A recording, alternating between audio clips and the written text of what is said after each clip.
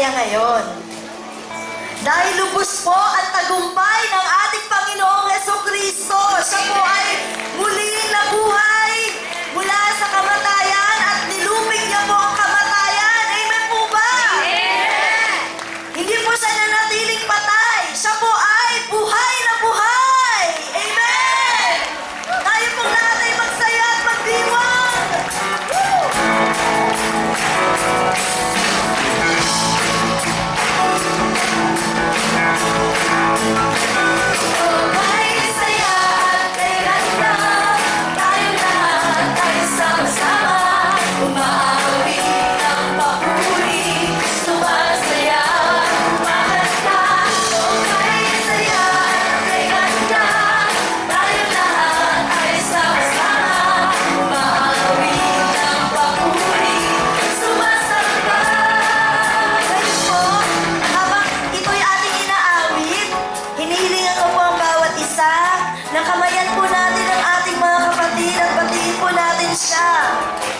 Batiin po natin siya na I'm glad you are here. Masaya ako na nandito ka. Kapiling kita. At pinagdiriwang natin ang katagumpayan ng ating Panginoong Jesucristo. Oh, kahit saya at kay ganda, tayo lahat ay sama-sama. Umaawi ng papuri, sumasaya at kumakanta. Oh, kahit saya at kay ganda, tayo lahat ay sama-sama. Umaawi. Ngayon ay palakpak po natin ang ating mga salmahan. Palakpak ang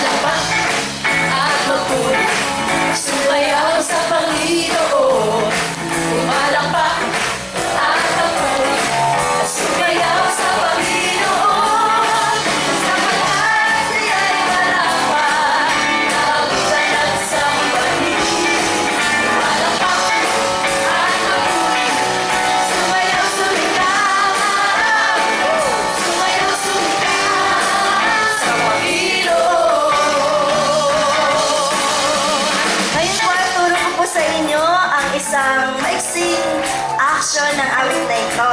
Handa na po ba kayong magdiwang sa pamagitan ng sayaw? Sila lang po ba? Hawakan po dito sa gitna. Dito po sa kaliwa ko. Amen. Sige po, dahan-dahan po natin ito nga aralin. Pumalakpak. Dalawang beses.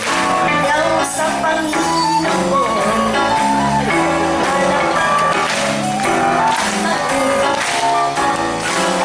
Sa Panginoon.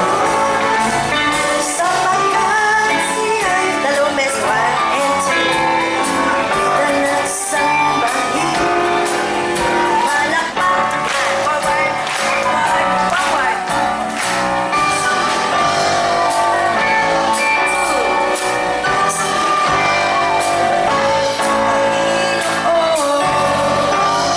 Sa bawat malakpak. Mayaw sa Panginoon. Forward.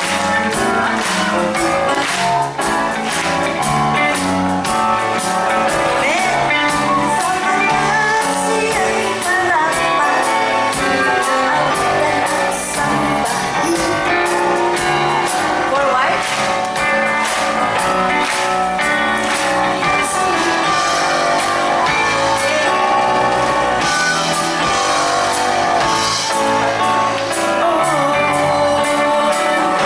Amen. Ready na po ba kayo?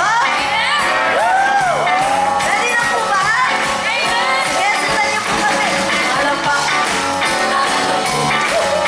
Mayaw sa Panginoon. Malakpak. Sumigaw sa Panginoon. Sapagkat siya'y malakpak. Naawitan at sambahin. Malakpak.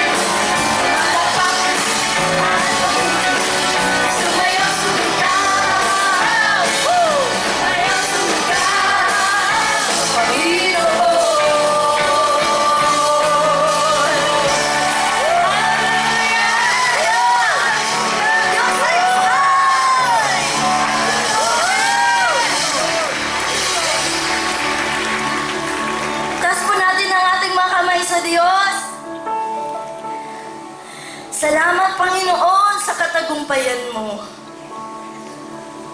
Sa dami ng dinanas mo, Diyos, hindi mo yun tinake, Lord, na paghihirap sa'yo. Tinake mo yan, Lord, upang makapagbigay karangalan at parangal sa Ama upang sundin siya. Sa lahat ng ginawa mo sa buhay namin,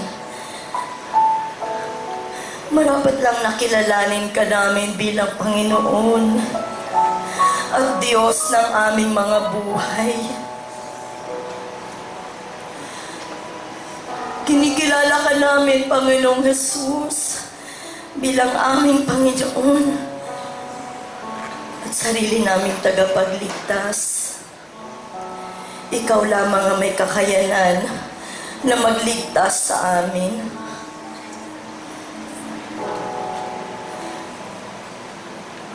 He's God, but he did not regard equality with God. Something to be grasped, but instead a servant in the likeness of a man.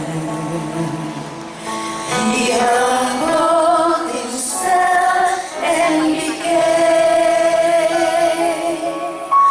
obedient unto death, even death on a cross.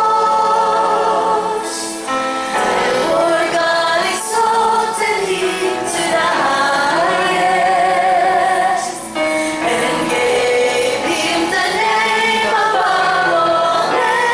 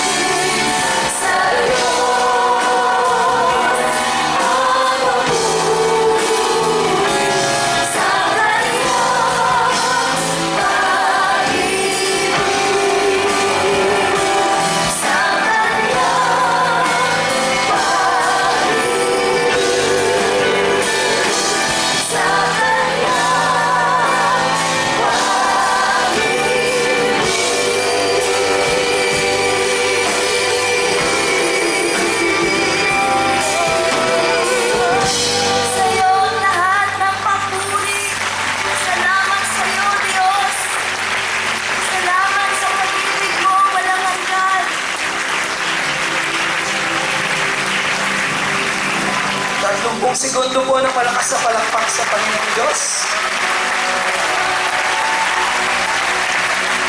The presence of the Lord is all over the place. Let us honor the Lord, our God.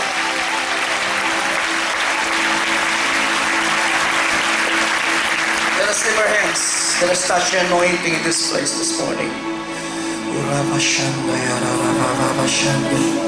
Jesus, Jesus. I want to hear you everywhere now. Sing this glorious song. There's just something.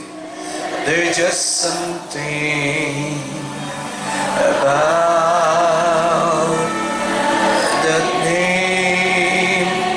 He is Master and He is Savior. He is Jesus.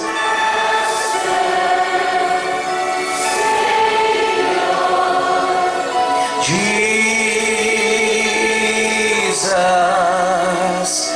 like a fragrance after the rain.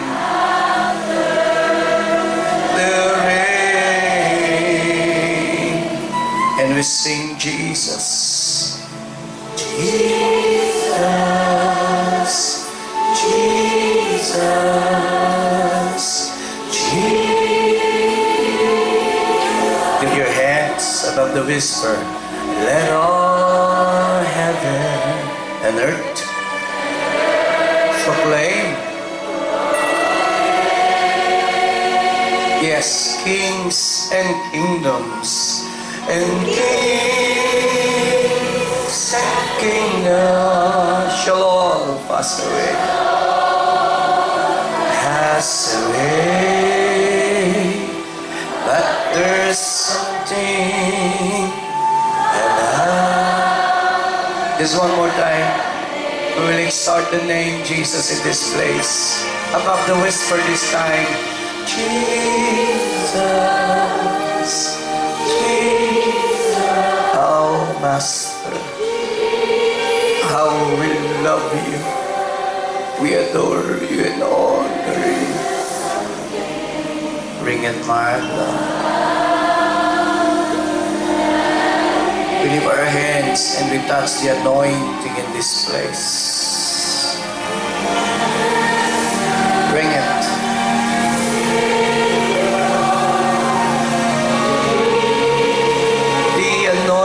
Of the Lord is touching the place.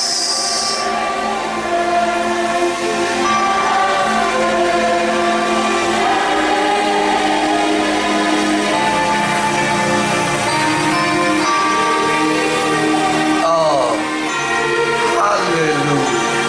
How we love you, Lord. Let all heaven and earth proclaim. Everywhere we lift our hands. Yes, kings and kingdoms shall all pass away, but there's something about that name. And kings and kingdoms, the congregation, and kings. Can I hear you more? Shall all pass away, but there's something.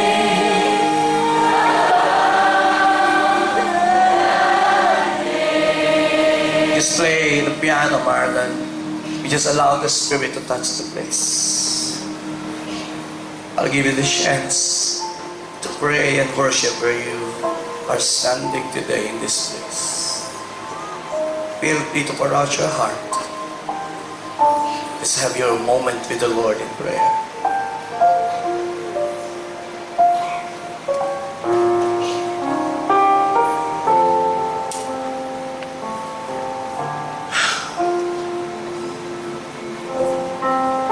We adore you, Lord.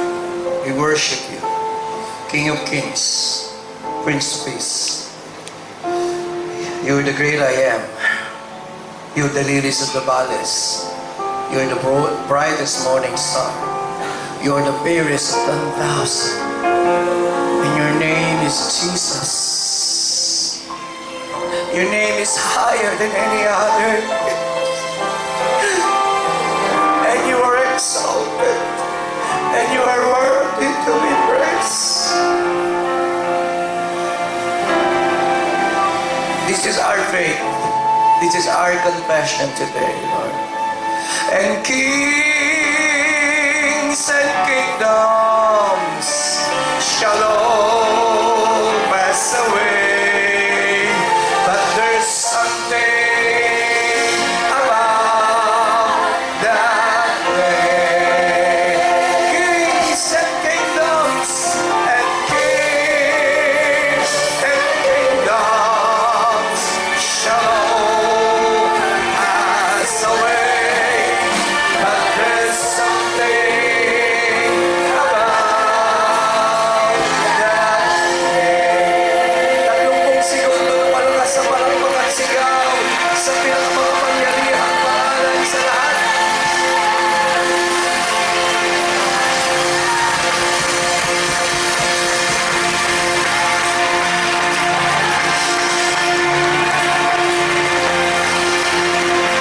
Allow me to pray for a while, Father. Father God in heaven, we thank you for allowing us to come into your presence and sing our praises today. We're thankful that we can stand before you because of the blood Jesus Christ shed for all of us. Clothe us with the righteousness of thy Son Jesus. Even as we meditate on the Word of God, Father, I pray in the name of your Son Jesus, allow me to deliver your message that you place in my heart, not with enticing words of man's wisdom, but only by the power of your Spirit. May you open our hearts and the minds of the people who will listen to the preaching of thy word. May you implant thy word deeply into the hearts of men and women who came today in this service. May you bless us, Lord. God, the Holy Spirit, move as you wish and help us to stay yielded to you. I promise, Father, that I will give glory, honor, praises to your name alone. In Jesus' name. And everybody will say and agree, Amen. Amen. Amen. Bago po tayo maupo, labas muna tayo sa upuan natin. Kumabay tayo ng 1 hanggang 5 o kay saya at kay ganda. Pakiabot lang po yung kamay. Pakibigyan ng magandang ngiti yung katabi. Kay saya at kay ganda, tayo lahat ay sama-sama. Kumawi ng papuri, sige po, pakiabot naman yung kamay. Kay saya at kay ganda, tayo lahat ay sama-sama. Kumawi ng papuri, sumasamba. Sabay-sabay, palakpak ang inyong kamay. Itaas ang iyong gayway, sama-sama sisigaw, Diyos ay buhay.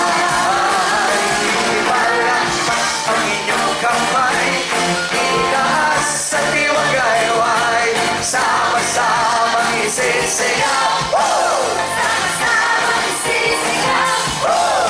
Sama-sama sisigaw. Diyos ay buhay. Manatili po tayo nakatayo. Let us honor the Word of God. 1 Corinthians 15, beginning verse 1 up to verse 8. Ito po ang salita ng Diyos. Let us remain standing and we give reverence to the reading of God's Word. Now, brothers, I want to remind you of the gospel I preached to you, which you received, on which you have taken your stand. The congregation, verse 2.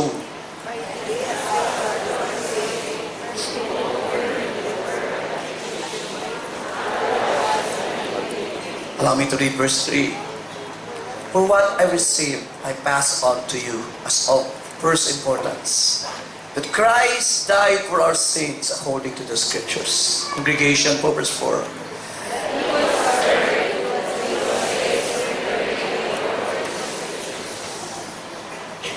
Verse 5.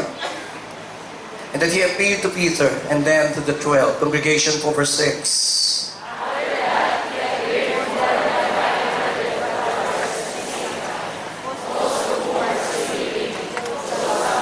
Sabay-sabay po tayo sa verse 7 hanggang verse 8. Then he appeared to James, then to all the apostles. Last verse, 1, 2, 3. last of all, He appeared to me also as to one abnormally born. Ito po ang salita ng Diyos sa malakas na palakpak sa Panginoon. Makakabuo na po tayo. Magandang umaga po. Pleasant good morning to everyone. Isang abogado po sa pangalang Frank Morrison ang nagkaroon ng isang research many years ago. And his intention is simply to disprove that the resurrection of Jesus Christ ay hindi po totoo. So he spent time na mag-research. Nagkaroon po ng historical and research po siya. At nag-aral po siya ng maraming taon. But along the way, sa kanya pong pagsisiyasat sa kamatayan ng Panginoon at nang siya ilibing at sa kanyang pagkabuhay, nagbago po ang kwento. Sa halip na patunayan niya na ang pagkamatay at pagkabuhay ng Panginoon ay hindi po totoo, ay nabaligtad po ang kwento. Sumulat po siya ng isang libro na ang title po ay, kung makikita niyo po yung aking iPad, ito po yung kanyang libro, Who Moved the Stone?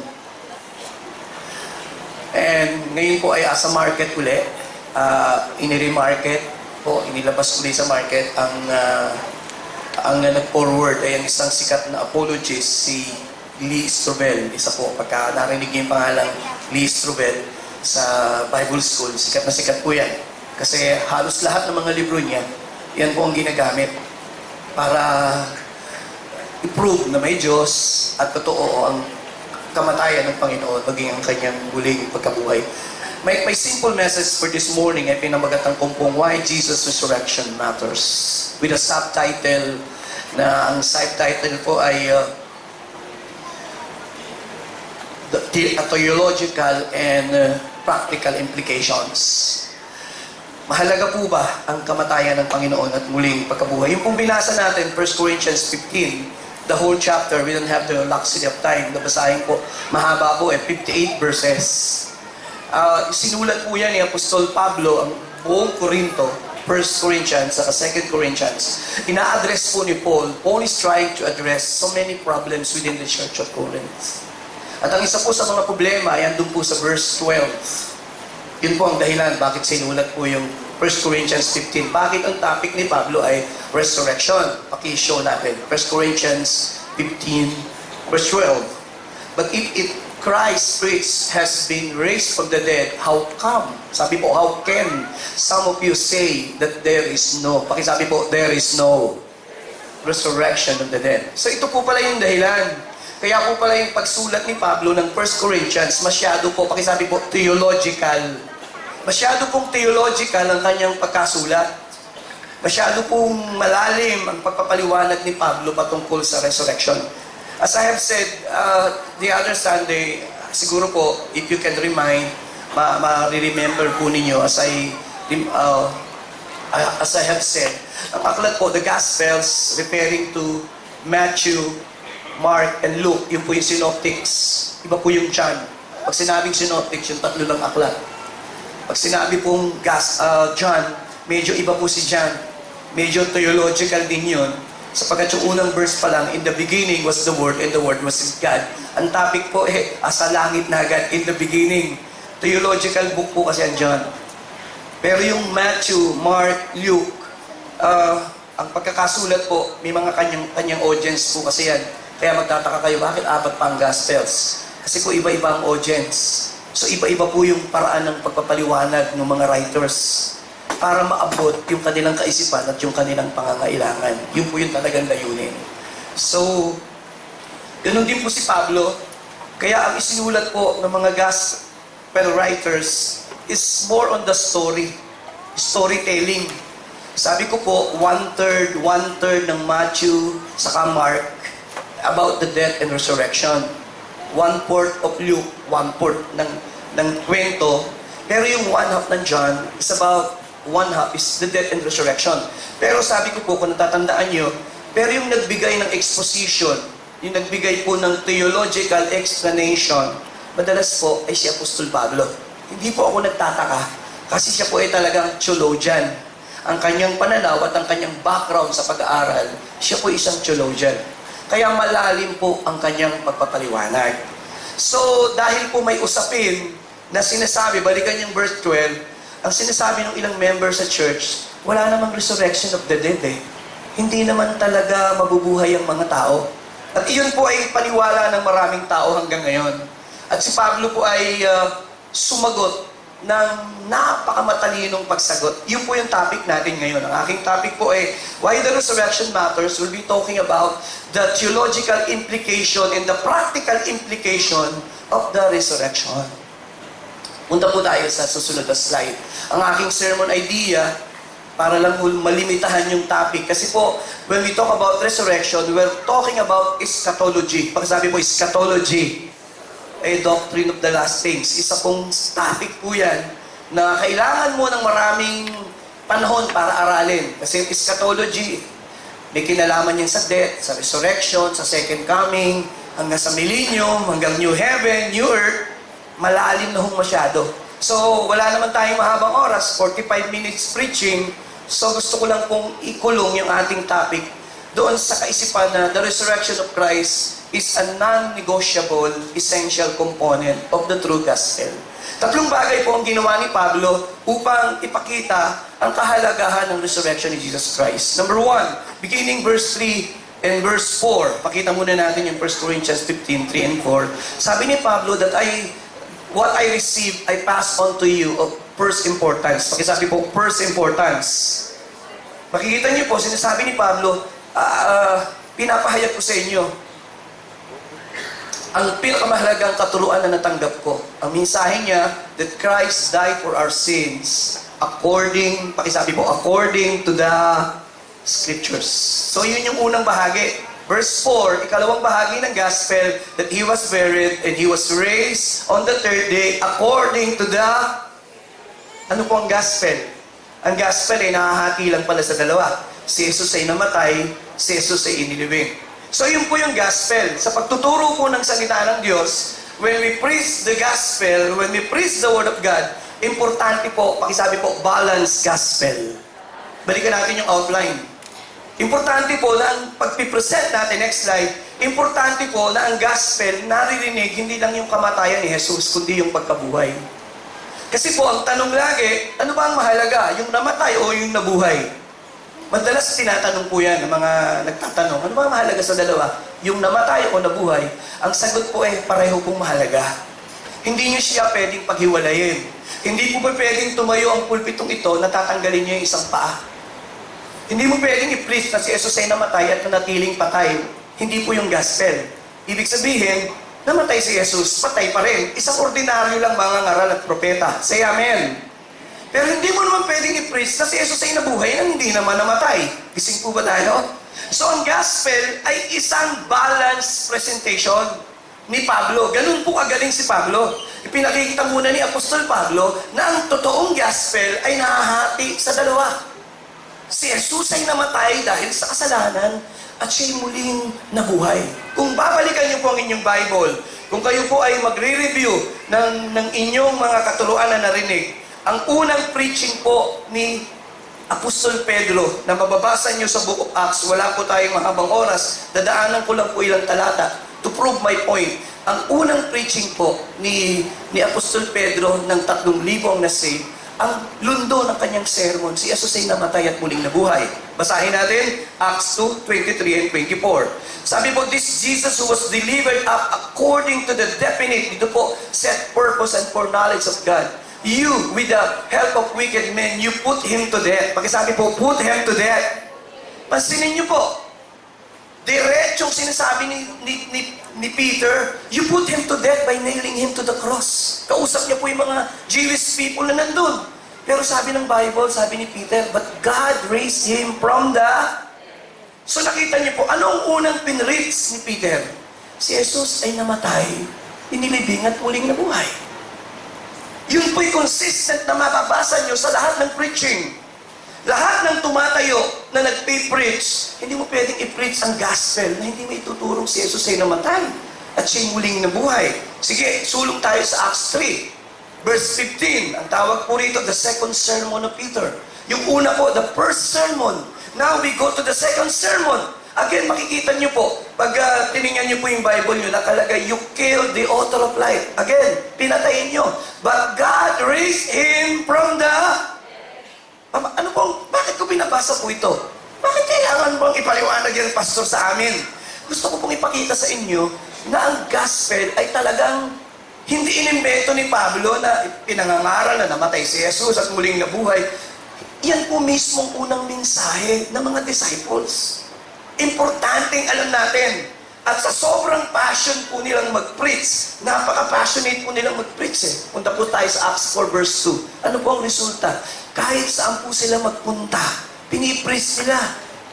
Nakalagay po diyan, they were greatly disturbed because the apostles were teaching the people. Pagsabi po, teaching the people. Proclaiming in Jesus the resurrection of the dead. What is the point of Pastor Joey by telling this? Hindi naman ito Bible school, Pastor Joey. Yun nga po eh. Hindi mo kailangan magpunta ng Bible school para maintindihan mo ibig sabihin ng gospel.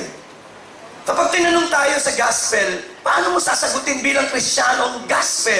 Pag tinanong ka today, sinasabi mo, you are a Christian. If I will ask you, sasabihin ko sa iyo, what is the gospel? Kaya mo bang sabihin? Sasabihin mo ba the gospel? Sinugo ng Diyos ang kanyang anak at namatay para sa akin at siya'y muling nabuhay mula sa mga patay. Eksakto. Ganon kasimple. And that is the gospel na pinipreach ni Pablo. The gospel, si Jesus Christ ay binigay ng Diyos at namatay dahil sa ating kasalanan at siya'y muling nabuhay. At yun yung gospel na ipinipreach ni Paul. Yun po yung unang ginawa ni Pablo. Pagkatapos po, yung sumunod na ginawa ni Paul, nag-present po si Pablo ng ilang witnesses. Kasi po hindi sapat na siya'y namatay. Ang tanong, pakibalikan natin yung outline. Si Pablo po ay nag-present ng mga witnesses. Pagdating po sa verse 8, verse 5 muna, Acts chapter 15, verse 5. Medyo pag-bear muna po kayo sa akin. Lilitan ko po yung context ng ating pinag-aaralan para ma-appreciate natin. 1 Corinthians 15, anak. 1 Corinthians 15, verse 5. Ayan po. Matapos po niyang banggitin yung gospel, inisa-isa niya yung witnesses. Pakisabi nga po, witnesses. Importante po ba yung witnesses? May kausap po ba ako? Say amen? Importante po bang may witness? Sa isang korte, kailangan mo lang ng 2 hanggang 3 witnesses at may isasakdal mo na ang isang tao. At may 3 klase ng witness. Ang unang witness, vain testimony. Ibig sabihin, wala namang silbi, sorry for the word, irrelevant naman, so automatic sabihin ng judge, hindi pwede yan.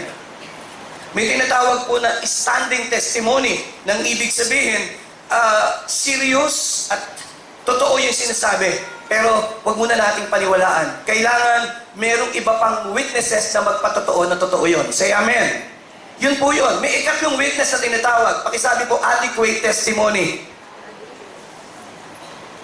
Kailangan yung testimony mapagtibay ng 1, 2, 3. Dito po, sa ginawa ni Paul, naglatag po siya ng mga nakakita kay Jesus. Bilangin natin po kung ilan yung nagte-testify. Sabi ni Peter, sabi po ni Paul, he appeared to Peter. Ilan na ho? 1. Pangalawa, then to the... Ilan na ho? Susunod, titignan ko, magaling ho kayo sa math. After he appeared to more than... Ilan na ho ang nakakita kay Jesus? 500! 500 yung kasing dami na nakaupo rito sa ibaba. Tumingin po kayo. Ganyan kadami ang nakakita kay Jesus. So kung witnesses ang pag-uusapan, ang dami palang witnesses. So yun po ang ginawa ni Pablo. Para patunayan doon sa nagsasabing hindi nabuhay si Jesus. Siya nga nakita ng marami. Napakita rin siya kay James. Napakita rin siya sa akin. What is the point? Pastor Joey, bakit pinabanggit mo yan? Hindi po lahat ng tao ay madaling maniwala sa ganitong himala. Ang tinuturo ko po sa inyong resurrection, tingin po kay Pastor Joey, is the greatest miracle of all time. Sa iyo na Kristiyano nakaupo rito, madaling tanggapin na si Jesus ay muling nabuhay. Say amen. Pero sa isang taong hindi naniniwala sa himala at hindi naniniwala sa Diyos, it is not easy for them to accept this. You need witnesses to believe this.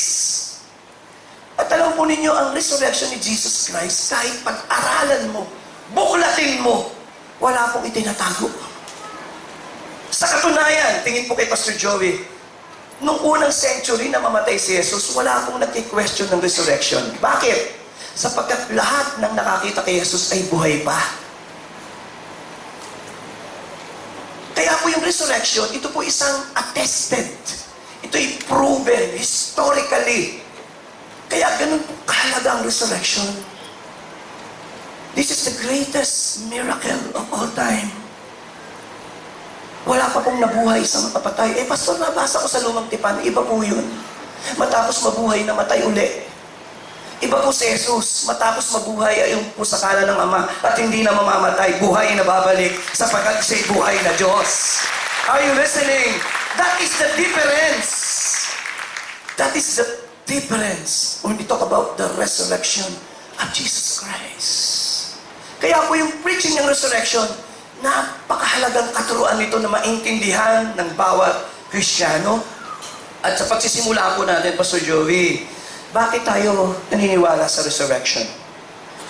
Magbibigay po ako ng 7 powerful reasons.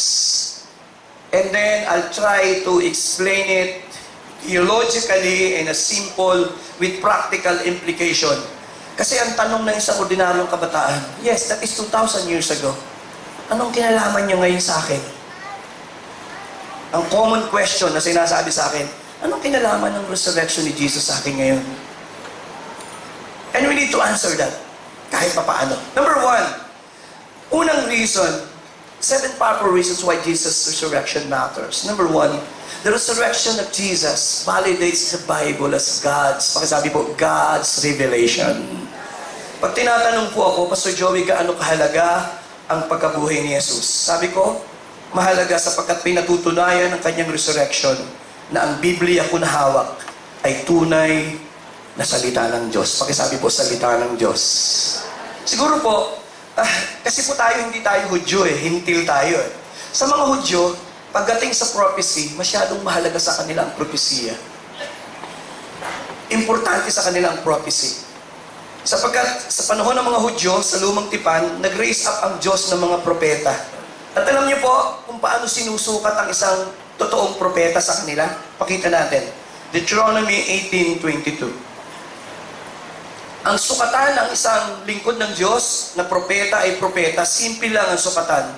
Lahat ng sinabi ng propetang ito nangyari.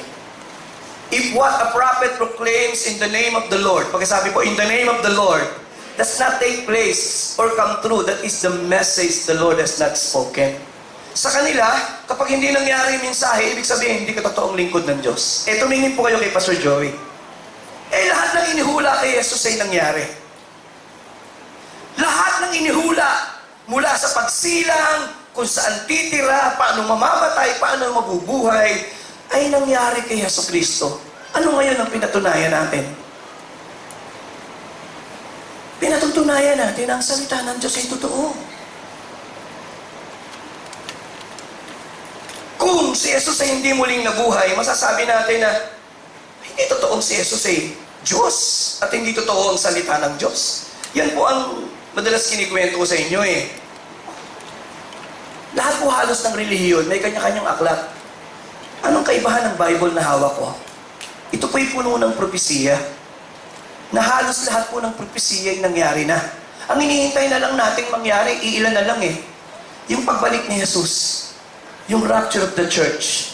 Magkakakawing-kawing po yun Yung judgment of the judgment seat of Christ, the judgment of the living nation. Hinihintay na lang natin yun Papunta na po tayo ron Papunta na po tayo sa millennium na magtatayo ang Panginoon ng kanyang kaharian.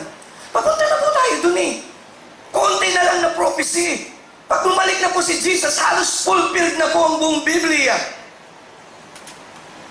The Bible is a book of prophecy.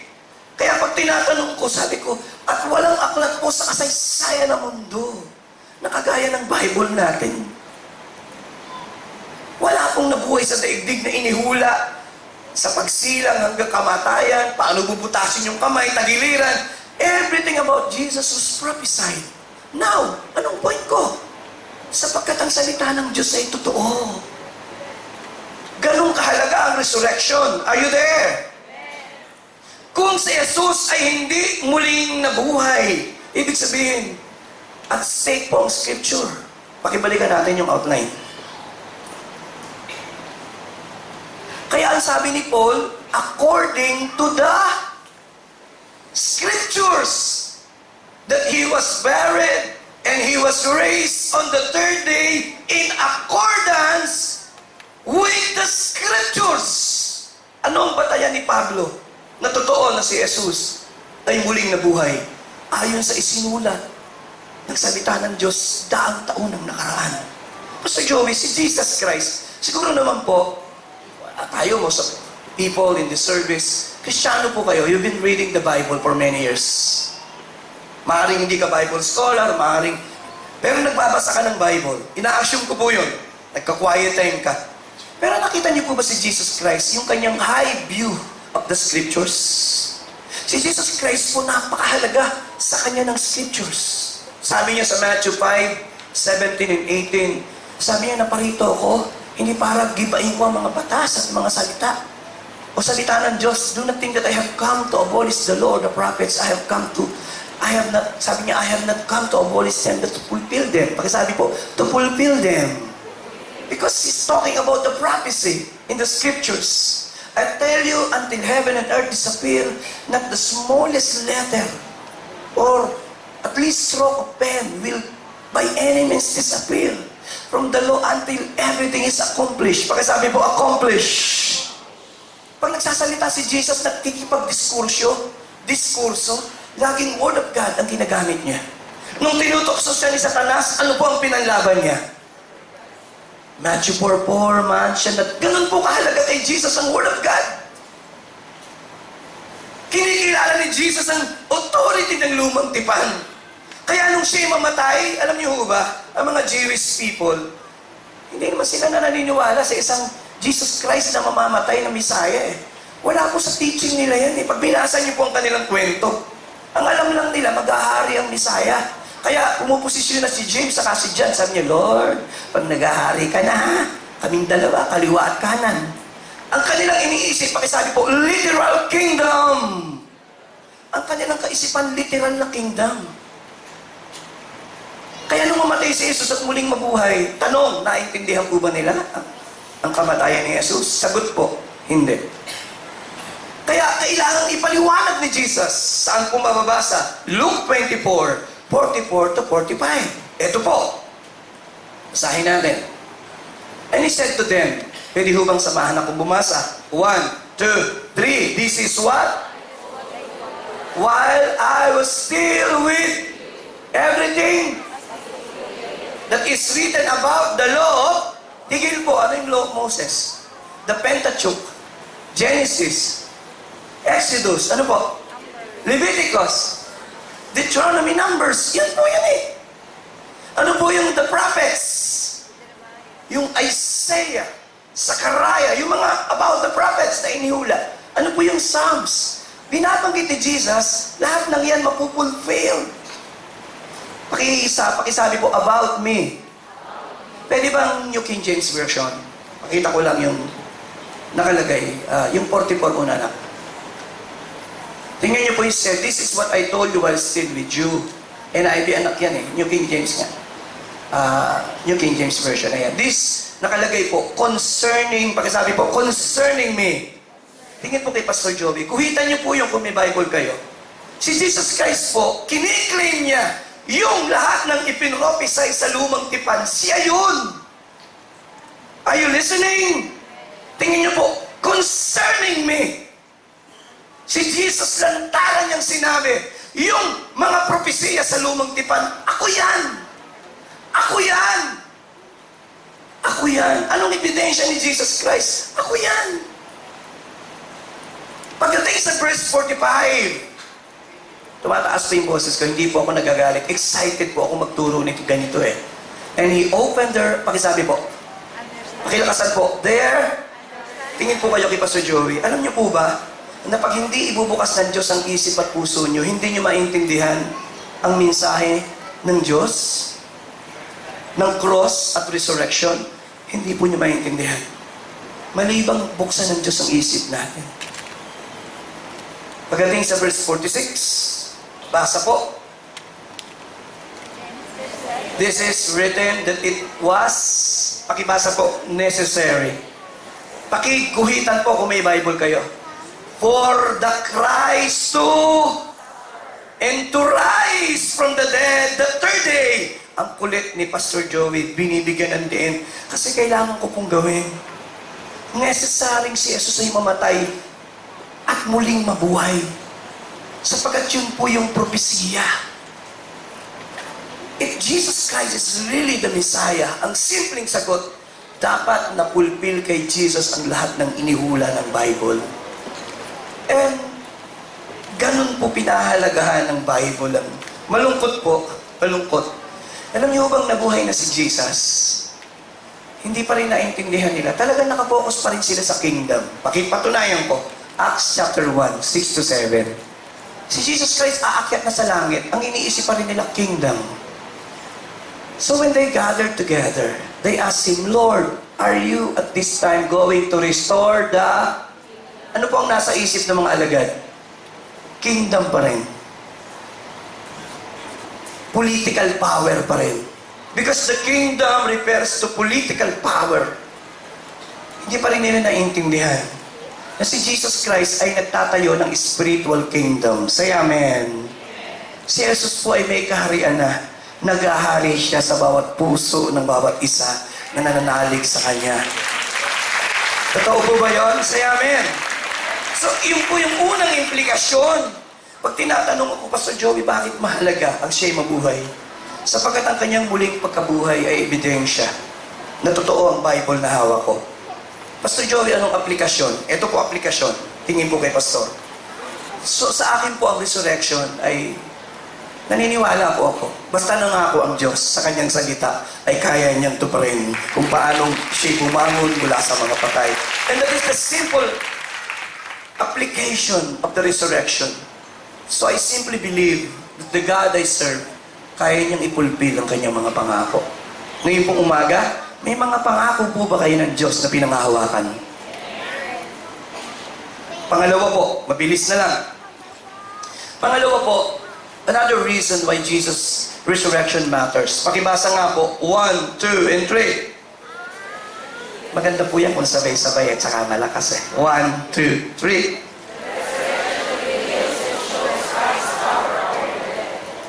Wow. Ang resurrection po ay nagpapakita ng kapangyarihan ng ating Panginoon. The resurrection of Christ. Verse 26. Kanina binanggit ko po sa first service bago ako nag-closing prayer. 1 Corinthians 15. Ano ba ang huling i-conquer? Ito po hindi ma-conquer. The greatest enemy ng tao. Ano pong greatest enemy? Basa po, 1, 2, 3. Maganda po kung lakasan. 1, 2, 3. The last. Tingin po kay Pastor Joey. Sa kasaysayan ng mundo, sino po ang nakakonquer ng kamatayan? Bikilala kayo. Pinakamayaman, pinakasikat, pinakamatalino sa kasaysayan ng mundo. Lahat namatay, hanggang ngayon patay. The greatest enemy ng tao sa kasaysayan ng mundo ay ang kamatayan. Lahat po kinonquer ng kamatayan. Name! Mag-isip po kayo ng pangalang great at sasabihin ko sa iyo, namatay na yan at hanggang ngayon nakalibing. Mag-isip po kayo ng great person sa kasaysayan ng mundong ito at sasabihin ko sa iyo, namatay na yan hanggang ngayon patay. Sapagkat wala pong nakakonquer ng kamatayan. Bigay ako ng ilang pangalan. Si Buddha ng Buddhism. Pinanganak, nangaral, maganda ang teaching, namatay. Hanggang ngayon? Sino pa gusto nyo? Si Muhammad ng Mohammedism. The greatest prophet ng mga Muslim. Nangaral, nagturo ng relihiyon, namatay hanggang ngayon? Tell me, sino po ang mga kilala niyong great man? At sasabihin ko sa inyo, hanggang ngayon, patay. Si Confucius, pinakasikat na philosopher ng mga Chinese. Hinduism, pinanganak, nangaral, naging great man, namatay hanggang ngayon. You see, sino pa po? Gusto niyo po akong magpatuloy ba? Bumanggit po kayo ng pangalan at sasabihin kong namatay yan ngayong patay. Totoo po ba the greatest enemy ng kasaysayan ng mundo, death? At sagot ko is yes. Pero mayroon po akong kilala. Pinanganak ng isang birhen sa Bethlehem. Sinilang at naging ama ang isang ordinaryong karpintero. Siya'y nangaral. Hindi tinanggap ng maraming tao. Siya'y gumawa ng mga himala. Nagpadilat ng bulag. Bumuhay ng patay. Gumawa ng mga himalang hindi kayang ilangin. At isang araw siya'y dinakip at sinakdal. Wala namang makitang kasalanan. At siya'y pinatay na parang hayop. Subalit bago nangyari yon, paulit-ulit niyang sinabi na siya'y mamamatay at siya'y muling babangon mula sa mga patay. Siya'y nilibing. Subalit pagkalipas ng 3 araw, siya'y muling bumangon. Ano nga po yung pangalan niya? Pakisigaw nga po yung pangalan niya. May isang lalaki lang sa kasaysayan ng mundong ito na nakakonquered ng kamatayan. Pastor Joey, paano kinoconquer ang kamatayan? The only way to conquer death is by resurrection. Kaya gusto ko po nung sinabi ni Jesus, I was dead. Behold, I am. Ang picture ni Jesus sa Book of Revelation, sabi niya, I am the living one. I was dead. Behold, I am now alive forever and ever. Parang mahina pong palakpak niya. He conquered death. Gusto ko po nung nag-preach si Peter, Acts 2:24. Gusto ko po ito. Nung binimeditate ko po yung talatang ito, may iyak po ako. Nakalagay po doon, but God raised him from the dead, referring to Jesus, freeing him from the agony of death, because it was, pakisabi po, it was impossible. Ano po? It was impossible for death to keep its hold on him. Tumingin po kay Pastor Joey, tatawagin ko si Marlon.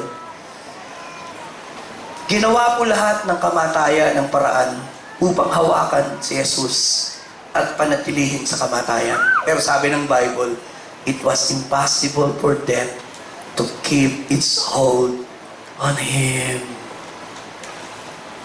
Kaya pag kinakanta natin yung Hallelujah, Jesus is alive, may paborito po akong portion dun eh. Hallelujah, Jesus is alive. Ano po yung kadugtong?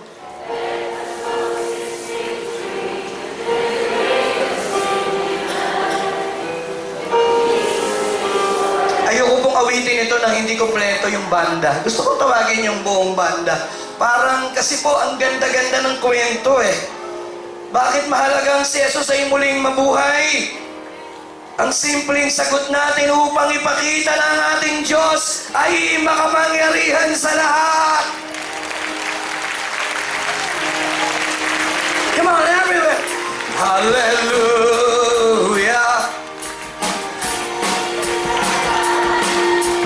Death has lost its victory and the grave is been denied.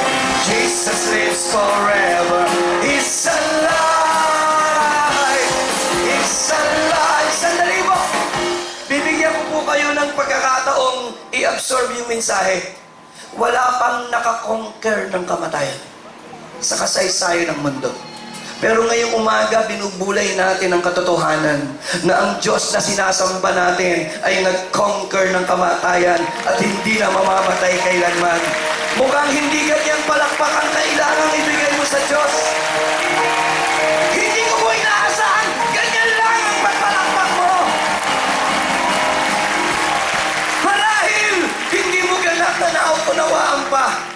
Ang Diyos na sinasamba mo'y buhay.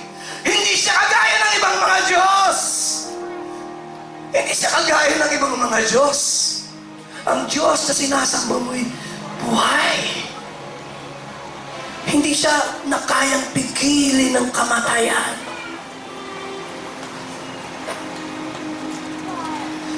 We need to realize that this God I serve, this God we worship is alive. Lahat ng Diyos ng mga relihiyon ay namatay at nanatiling patay. Masarap isipin na ang Diyos na ipinangangaral ko, ang Jesus na pinaglilingkod ng ko'y buhay at mananatiling buhay magpakailanman. Everywhere! Clap your hands! Hallelujah! Jesus is alive. That has lost its victory, and the grave is behind. Jesus lives forever. Pwede mo kayong tumayo! Hallelujah! Jesus is alive. That has lost its victory. Jesus lives forever. He's alive. Sandali po. Papatawarin niyo po ako. Ako po, I cannot sing this without emotion. I cannot sing this song without tears and joy in my heart. Because I realize, we need to realize that this is the greatest miracle. The greatest miracle. The greatest miracle of all. Look at me. This is the greatest miracle na pwede mong marinig. Tell me the miracle na alam mo. And I tell you, this is the greatest miracle recorded in the Bible. Ang problema po natin, you know what? We lose our all. Ang nawala sa church ay ang pagkamangha sa kanyang Diyos. The resurrection we treat this as an ordinary doctrine. But believe me, walang doktrina na higit na pinakamakapangyarihan sa lahat that we need to rejoice. Knowing that the God we serve is alive. Gusto ko pong ibigay niyo ang pinakamalakas na palakpak, emosyon at sigaw sa isang buhay na Diyos! Come on everywhere, Marlon! Clap your hands! Jesus is alive. Death has lost its victory, and the grave is sinking behind. Jesus is forever. He's alive. He's alive.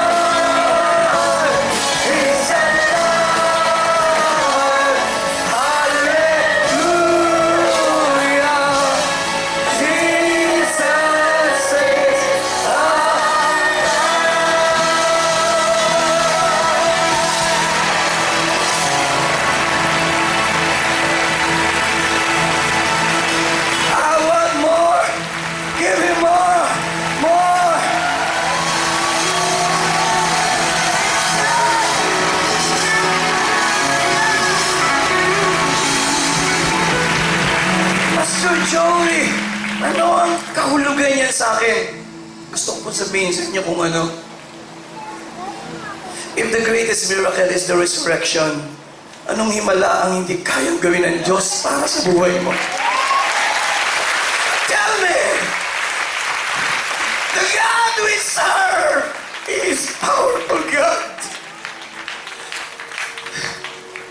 Pag iniisip ko po ang pagkabuhay ng Panginoon, ibinabalik ako ng Panginoon sa katotohanan, naglilingkod ako sa makapangyarihang Diyos.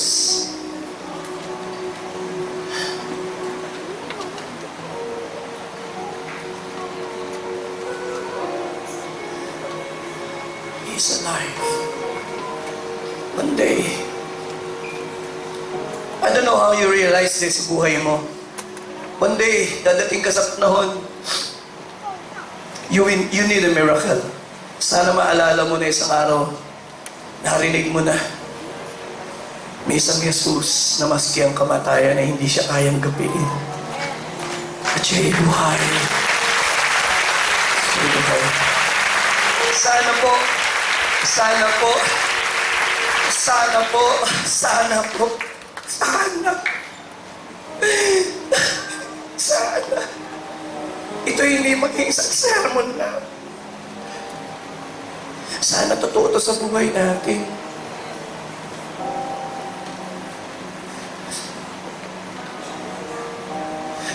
Isang pastor po ang dumaan ng mabigat na problema eh. Ayaw niya na mag-preach, ayaw niya na mag-pray. And the wife was bothered. Ang pastor na ito eh, maraming kaalaman sa Biblia. Mahusay na tagapangaral.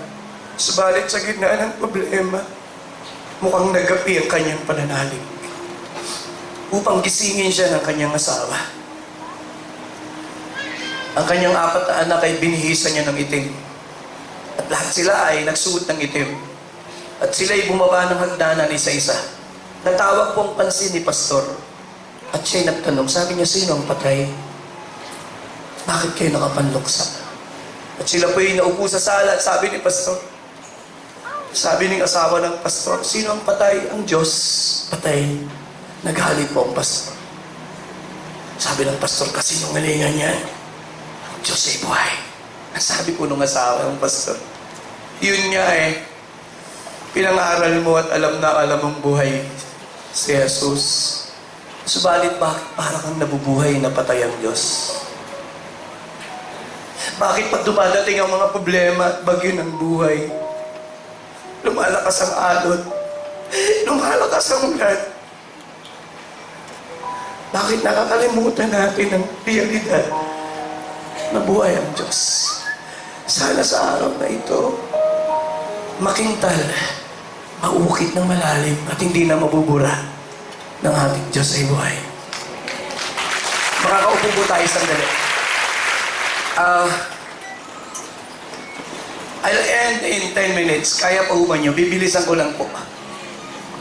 I supposed to be dapat tapos na po ako. But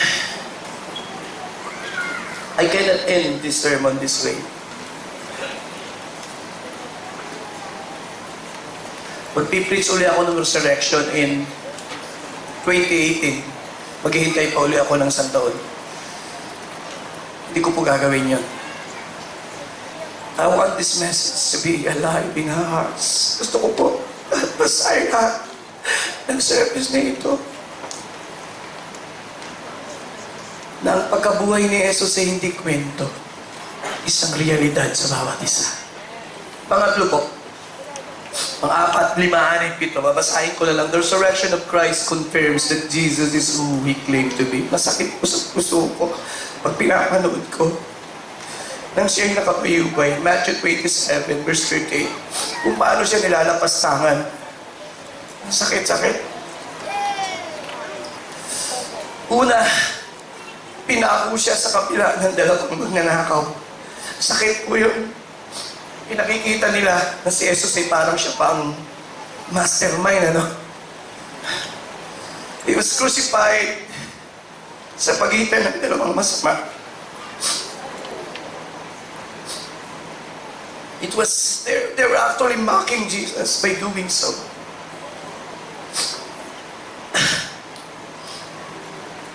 And next verse, sabi ng mga nandun sa paligid ng krus, ang lahat ng dumadaan sa krus ay imuyo ko. Siya nilalait. Siya iniinsulto. They're shaking their heads. And next verse, sabi, you are going to destroy the temple, ha? And build it in 3 days. Natatandaan nila yung teaching ni Jesus nung ilinis niya yung temple eh. Natatandaan nila. Sabi nila, come down from the cross!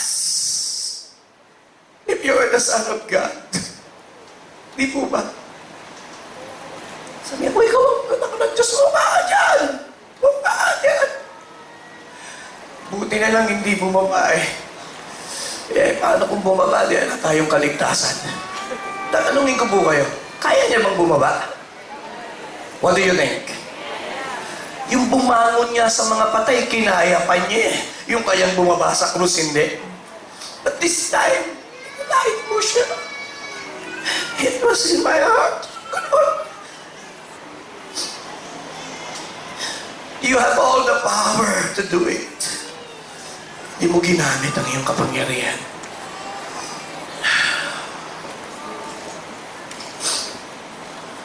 Why I love the resurrection? Why the resurrection of Jesus matters? Look at me. Because this is the vindication of the Father that Jesus Christ is His Son. Basahin natin Romans 1 verse 4. Nang mabuhay si Jesus sa krus mula sa libingan, binibindicate ng Ama the ministry of Jesus, the life of Jesus, the person of Jesus, the claim of Jesus, the divinity of Jesus. Kaya nakalagay po dyan, who through the Spirit of holiness was declared with power to be, pakibasa po, pakisigaw po, Son of God by His. Ano po ang interpretasyon ni Pablo? Paano pinatunayan ng Diyos na si Jesus ay talagang anak niya? Public declaration ng Ama na si Jesus ay kanyang totoong anak. At lahat ng sinasabi ng Jesus na ito'y totoo ng buhay ng Ama, si Jesus mula sa mga patay. This is the vindication. Kaya pag tinatanong ako, Pastor Joey, why resurrection matters? Sagot ko lang. It confirms that Jesus is He who He claimed to be, the Son of God.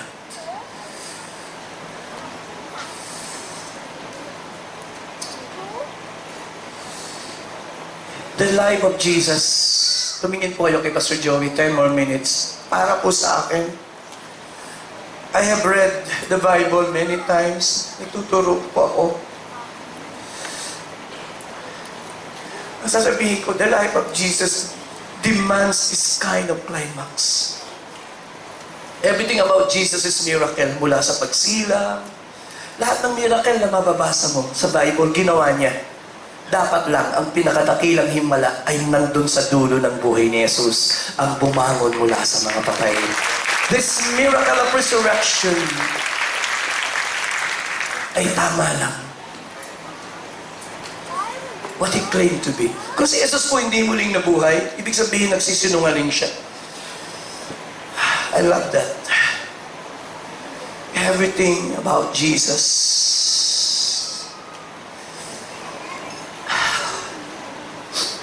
He knows everything. Yung mga nakaupo rito, and you doubted Jesus Christ. How could Jesus be so specific? He knows everything. Sino pong nakatitiyak dito na hindi kayo mamamatay sa bangungot? Sino rito ang nakatiyak na hindi kayo mamamatay sa cancer? Sino rito ang nakatiyak na hindi kayo mamamatay sa heart attack?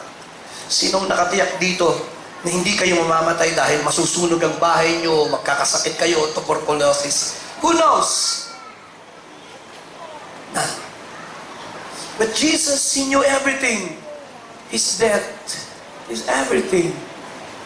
na sinabi niyang puputasin ang aking mga kamay. Everything about him. Ang tanong is, sino ang Jesus na ito? I think he's more than a prophet. He's more than a man. At nung siya'y muling mabuhay, pinakita ng Amang Diyos that Jesus Christ is really the Son of God. Kaya gusto ko po yung, for He is more wonderful that my mind can conceive. He's more wonderful than my heart can believe. He goes beyond.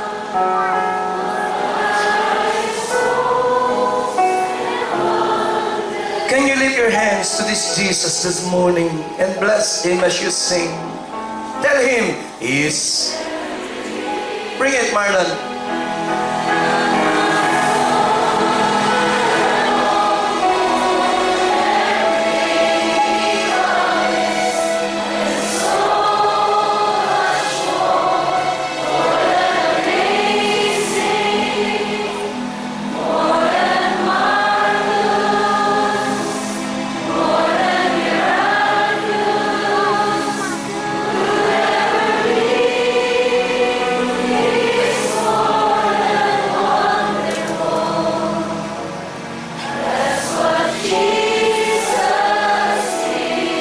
Tapusin ko po ang aking sermon. Babasahin ko na lang po para dun sa mga nagsusulat. Pang-apat, the resurrection of Christ is the final proof of completion of redemption. Alam niyo po kasi, sa konteksto ng Bible, wala pong priest na nauupo. Sa pagkataon-taon po, inuulit-ulit po nila yung kanilang sacrifice. But, kaya po sa Hebrews 10:11, mababasa natin na ang priest, tumatayo po day after day, nagpiperform ng again and again. Pagkasabi ko again and again, he offers the same sacrifices. Yun po ang ginagawa sa lumang tipan. Pero pagdating sa verse 12, referring to Jesus, basahin po natin. But when this priest, referring to Jesus, had offered, pakisigaw po, for all, pakisabi po, one sacrifice for sin. Tingnan niyo po, He sat down at the right hand of God. Bakit? Bakit?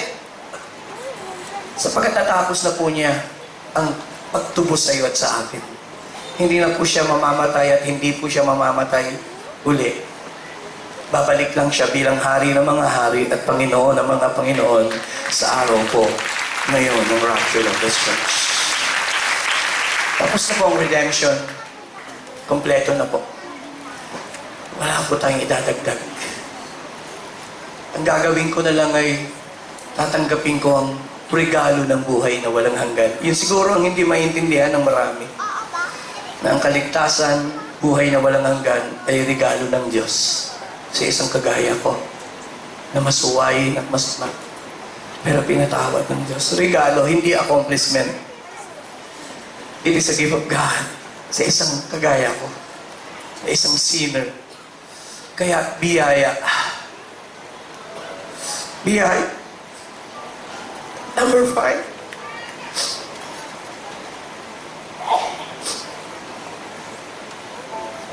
The resurrection of Christ assures our salvation and resurrection. Namatay po ang nanay ko. Ang tanging comfort ng aking puso ay hindi po siya namatay na walang pag-asa. Namatay po ang aking dalawang kapatid. Alam niyo, nagbibigay po sa akin ng comfort.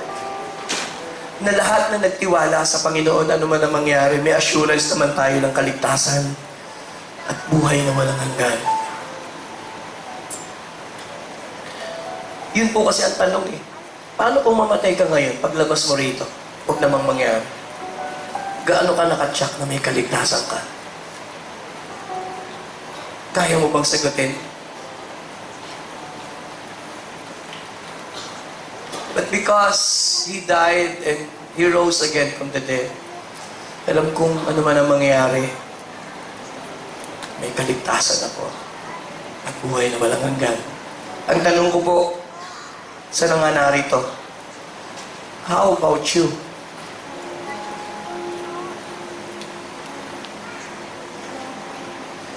Nang mamatay po ang aking ina, madamdamin po eh. Nandun lahat ng kapatid. Tapos, sabi ko, i-release na natin si Inang.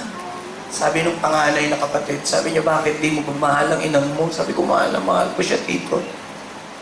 Pero tito, gusto kong malaman mo, pagtanda ko, gusto kong maalala na inilagay ko sa pinakaligtas na lugar ang aking ina. At alam ko lang na pinakaligtas na lugar ay ang kamay ng Diyos. Maski si Jesus nung mamamatay, sabi niya, into thy hands I commit my spirit. Ang alam ko lang na pinakaligtas at sure na lugar ay ang kamay ng Diyos. Hindi natin alam ang mangyayari, pero may assurance tayo ng kaligtasan na naman ang mangyayari. Number 6, and I close, and 7, the resurrection of Christ gives us confidence to face death and eternity. Binabasa ko po ang Bible. Gustong-gusto ko po yung song na God sent His Son. They called Him Jesus. He came to love, heal and forgive.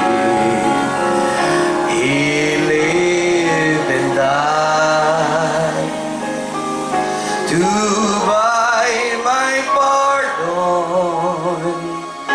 An empty grave is there to prove my Savior. I give you the chance to sing the verse. God sent. Ano nga po ang pangalan niya? They call Him Jesus. He came to love, heal and forgive. He live and die.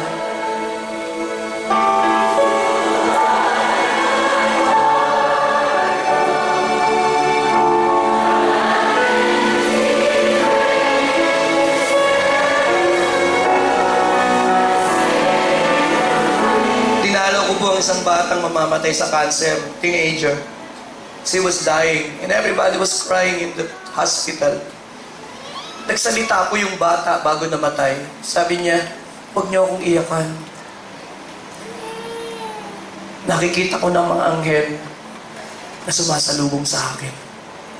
Sabi niya dun sa kapatid niya, pumayapa ka. Nakikita ko na ang mga anghel ng Lord, dadalhin niya na ako sa kalangitan. You know, when I hear that story, I was there. I was comforted.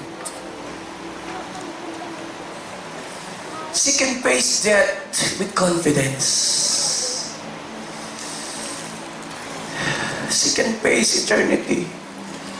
Ilan po sa atin ang nakaupo rito, you can face death and eternity with confidence. O sasabihin, huwag muna, hindi ko alam kung ligtas ako eh. Sa isang Kristiyano po, dapat we can face death in eternity with confidence. Because He lives. Kaya sabi nung awit, and because He lives, I can face tomorrow. Because He lives everywhere.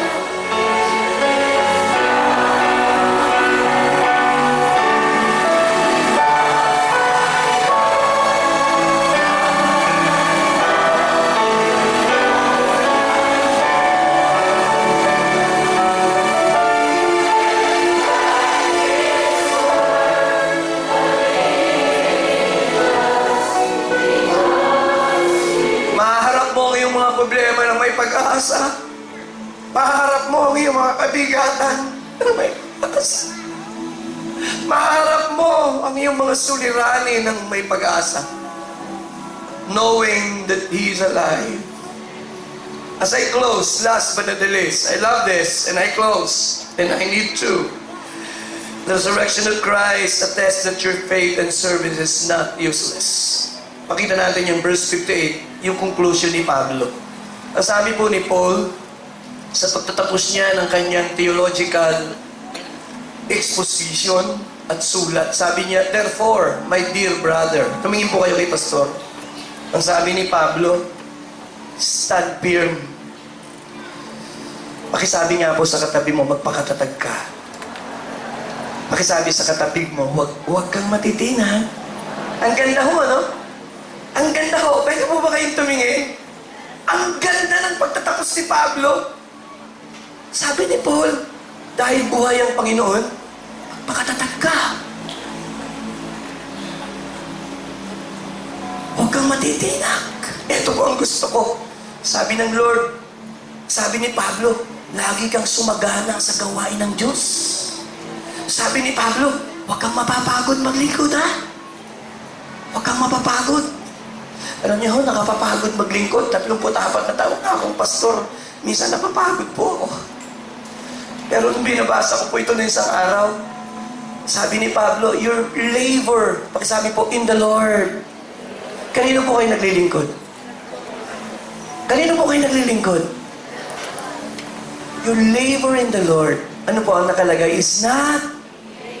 Sa pagtatapos ko po, gusto kong sabihin sa inyo lahat, wala tayong paglilingkod, wala tayong ginawa sa Panginoon na mawawalan ng kabuluhan. Gusto ko pong tumayo kayo sa inyong upuan. Kung po kayo ng 5 hanggang 7 at sabihin mo sa kakamayan mo, magpakatatag ka, magpakatibay ka, huwag kang mapapagod sa paglilingkod sa Diyos, sapagat ang paglilingkod mo ay hindi nawawala ng kabuluhan kailanman. Because He lives, I can face tomorrow.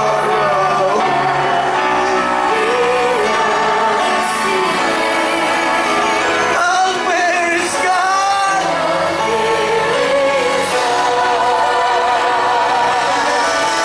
And because I know, tinatawagan ko po ang lahat ng manggagawa ng church na ito. I'm calling all the workers to come up here on stage. Quickly, Pastor, as you can. Because He lives. Come stand with me. God sent His Son. Everybody here. Pastor, they call Him Jesus.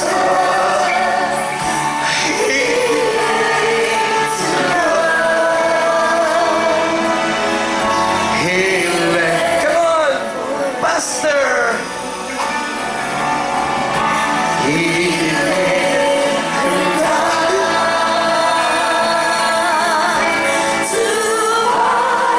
My pardon, an empty grave is there to. Gusto ko tumayo yung aking CMT and pastors dito sa unahan. God sent His Son. Can I hear you sing, church? They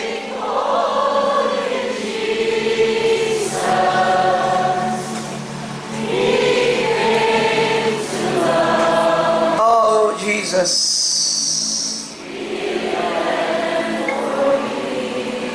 He lived and He died.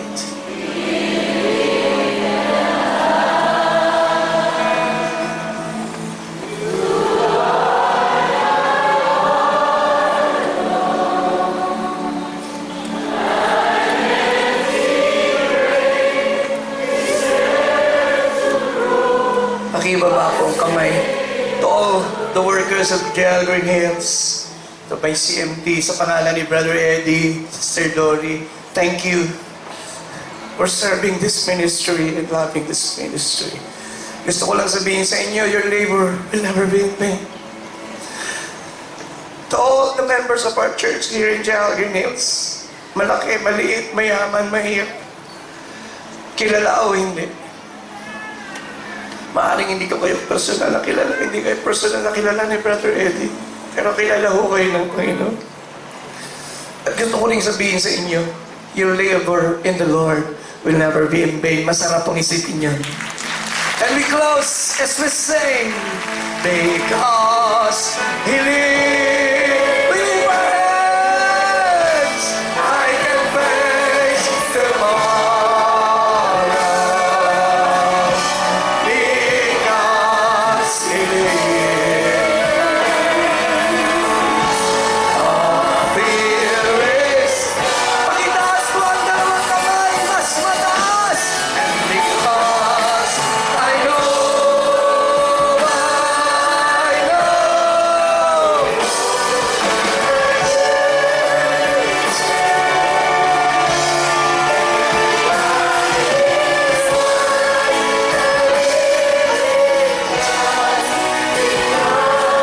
Just one more time!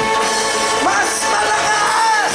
And because He lives, oh Lord Jesus,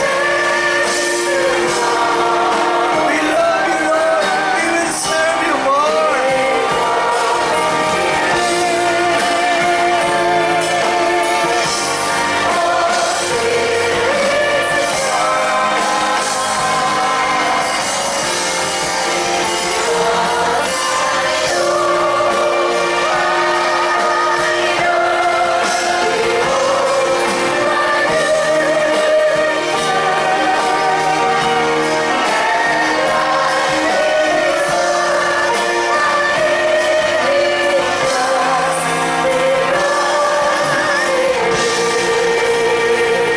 Ibigyan ko po kayo na ilang saglit na yumuko and have your moment with God in prayer as we close this service. Salamat. Salamat po. Salamat po. Dahil ng Diyos sa pagliligtas. Thank You for sending Jesus. Lord Jesus, thank You that You came. Thank You that You shed Your blood that we might be saved. Thank You also for calling us and allowing us to serve You in this ministry. Thank You for this church. Thank You for all these leaders and workers and partners of our churches and even jail churches. Thank You for our leaders. Thank You for this day, Lord. Salamat po. Prayer ko po lamang. Gawin yung buhay sa puso ng bawat isang mensaheng ito. Lalabas po sila, may panibagong hamon. Allow them to live. Hindi buhay na may takot, kundi buhay na may pag-asa. Allow them to live, Lord, sa mundong ito ng may buhay na pananampalataya sa inyo. Pakitaas po ang mga kamay as I close. I bless all the workers and leaders of this church. I bless all the people who came today. Pagpalain mo kanilang tinapay at tubig. Pagpalain mo sila sa loob at labas ng kanilang tahanan. May you grant them favor of God and men. May You keep them blessed. May You keep them anointed. Hanggang sa bumalik ka sa rapture of the church, makita po kaming matapat na naglilingkod, nagmamahal sa inyo. Mahal na mahal ka po namin, Amang Diyos. Mahal na mahal ka namin, Panginoon Jesus. Mahal na mahal ka namin, God, the Holy Spirit. And I bless this congregation today. Bawat isa, anak, babae, asawa, lalaki na narito. I bless them in the name of the Father, the Son, and the Holy Spirit. And everybody was here and agree. Amen and amen. I love you all. I love this church.